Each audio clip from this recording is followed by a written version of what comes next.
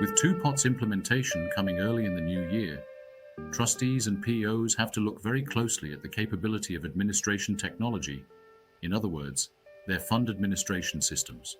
I have asked Richard Firth, CEO of MIP Holdings, a leading financial services and administration software developer, to explain some of these concerns and what aspects need to be carefully considered in the months before two pots comes into effect. Here is what he had to say.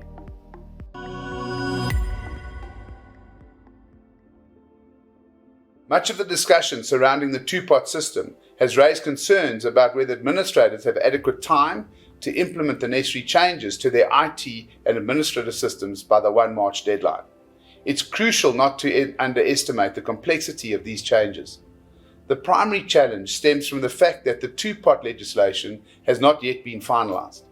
Clarity is still required regarding which aspects of the draft legislation will be put into practice.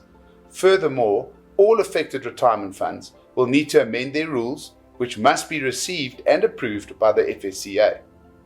Complexity still exists around removal of T-date legislation or functionality and the implementation of the two-pot system. For example, what happens to the previous non-vested portion, pot or bucket, post the 2024 deadline? The complexity in this change is going to be highly dependent on how each of the administration system's software architects designed and implemented the T-date functionality. If this was done well by allowing for multiple accounts, it'll make a big difference to the time and complexity of how and how long it will take to implement the two-pot functionality. Nonetheless, to truly understand the implications of this question, let's journey back to 2021. When the long-anticipated annuitization of provident funds was formally adopted into legislation. It was referred to as T-Day in connection with the Taxation Laws Amendment Act. The amendment was designed to assist retirees in planning for a more secure retirement income by curbing the lump sum payouts typically made by provident funds upon retirement. With the grandfathering provisions, the legislation could only affect contributions made on or after 1 March 2021, and the members would still be able to take lump sum payout of contributions made prior to the T-date changes. In response to this change, systems had to adapt to manage the split, gearing up to handle multiple member accounts, often referred to as pots or buckets. These were for pre-legislation and post-legislation contributions and gains. This laid the foundational groundwork for systems to manage multiple member accounts. Fast forward to today, and we find ourselves grappling with the introduction of the two-pot legislation. This new regulation brings with it two additional pots, specifically the retirement pot and the savings pot. In essence, this means that members will now have three separate pots: the vested pot, which includes contributions collected before the two-pot system, the retirement pot, and the savings pot. Now, the foundation established during the T-date implementation should in theory allow systems to seamlessly configure these new pots and apply the 1/3 savings, the 2/3 retirement rule. However, it's important to acknowledge that this is not a straightforward process, especially considering exceptions related to members over the age of 55, for example. At a high level, the adjustments required to handle the two-pot system encompass various business processes, including contribution collections, member exit process, lump sum transfers, portfolio switching, and reporting. With all that said, the system architecture should have laid out the right foundation to handle these additional member accounts during the T-Day changes. Moreover, it should have already undergone rigorous testing and adaptation during the T-date implementation, making it to an extent prepared for the challenges posed by the two-pot system.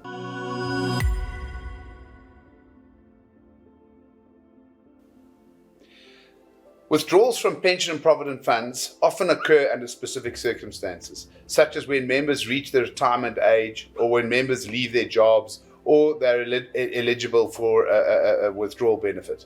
However, the introduction of the new two-pot legislation is expected to result in a substantial increase in savings withdrawal requests. Recent developments, including interest rate hikes, rising petrol prices, inflation volatility, suggest that the number may escalate even further. This scenario prompts a crucial question. Should pension fund administrators begin planning the expansion of their workforce to accommodate the looming surge in withdrawal demands?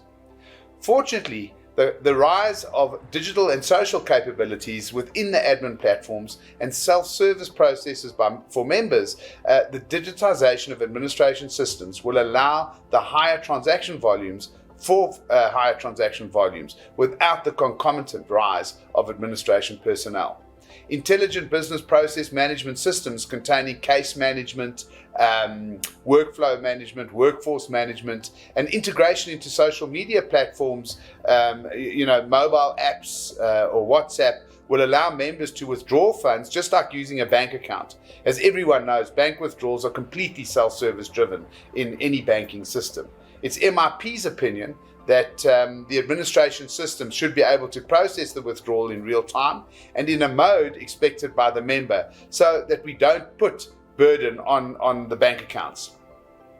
Let's talk through the administration example. Having a streamlined workflow process triggered by a member through their mobile app or WhatsApp, for example, guiding them to complete a series of questions that will initiate a withdrawal request. And importantly, underwriting the identity of the member through the existing financial industry's digital security validations. This process seamlessly integrates with personal information verification, including real-time validation through things like Home Affairs and AVS or bank account validation procedures. At this point, it falls to the system to determine whether the member meets the minimum withdrawal threshold. As per the proposed legislation, typically it's going to be about 2,000 Rand. The system then calculates the maximum withdrawal amount based on the funds available in the savings account and will then go through the procedure of processing that payment. So it's not really a human intensive process. What remains are only a few exceptional cases that may require human intervention. Yes, there's still uncertainties, but by using the power of automation through decision services and workforce management, we can effectively handle most standard withdrawal requests, reducing the number of additional resources required. Just a note, it is anticipated that there will be a spike in withdrawals at specific times of the year, and mainly at the start of each tax year, as members can only withdraw once per tax year. So at the end of the tax year or at the beginning of the tax year, we predict there will be a spike in withdrawals. With that said, it's vital, however, to be cognizant of system security and fraud prevention, especially when considering member underwriting. This means that data collection, cleanup processes assume a pivotal important role in process automation, ensuring that we consistently maintain the most current member information sourced through trusted channels and reliable methods.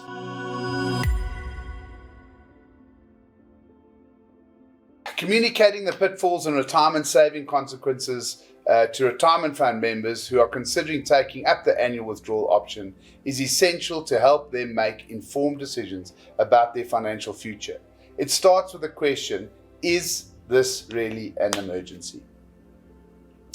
Members need to be educated so that they access their saving pots only as a measure of last resort for absolute financial emergencies. Trustees could consider the following options: education and information through social media campaigns, host informative webinars or online seminars that provide clear and concise information about the implication of fund withdrawals, including their impact on retirement income, tax consequences, and the long-term implications of pension savings. Promote these educational events through social media channels to reach a broader audience. Furthermore, trustees can develop and implement social media campaigns aimed at highlighting the risks associated with early fund withdrawals. These campaigns can also emphasize the importance of responsible financial planning, reinforcing the message that accessing pension savings should only be considered as a last resort for genuine financial emergencies. Personalized guidance. Number 2. Offer one-on-one consultations or financial counseling sessions for members who are considering withdrawing funds. Personalized guidance can help individuals better understand their unique situations. Encourage members to consult with financial advisors or retirement planning experts for a more personalized assessment of their financial situation. maybe even have forecast calculators for the advisors. So they personalize the data that the member is actually seeing, and it does make much more sense to people when they can see what impact a 5,000 Rand withdrawal has on at age of 65. Interactive tools. With the use of rule and decision services, we can create online calculators and tools that allow members to estimate the impact of different withdrawal scenarios on their retirement savings. These interactive tools can help members visualize the consequences and forecast the impact on retirement if they decide to withdraw from their savings pot. So you can see there's some similarity between the interactive tool and the personal guidance, being able to give tooling to people being communicated to or having self-service capabilities. But the important thing is that these services are centralized, and doesn't matter which way you go, you will get the same answers. Number 3, highlight risks. Clearly communicate the potential risk of withdrawing funds early, such as reduced retirement income, increased tax liability, and the risk of outliving their savings. Provide case studies or real-life examples to illustrate the negative impact of early withdrawal on retirement security.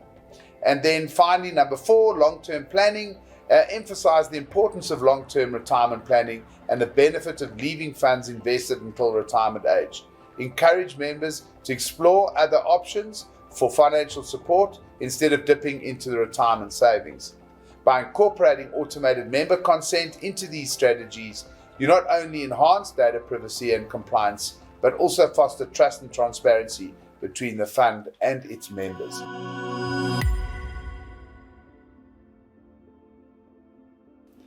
Our call center module presents an invaluable solution, offering pre-configurable templates specifically designed to address a range of queries, including the two-pot related questions that members and participants may have. This feature streamlines the process of handling inquiries by providing call center agents with ready-made responses that are pre-configured, and those responses remain the same no matter what channel you use. Similarly, WhatsApp integration to admin platforms offers configurable templates and self-service capabilities to efficiently address customer inquiries.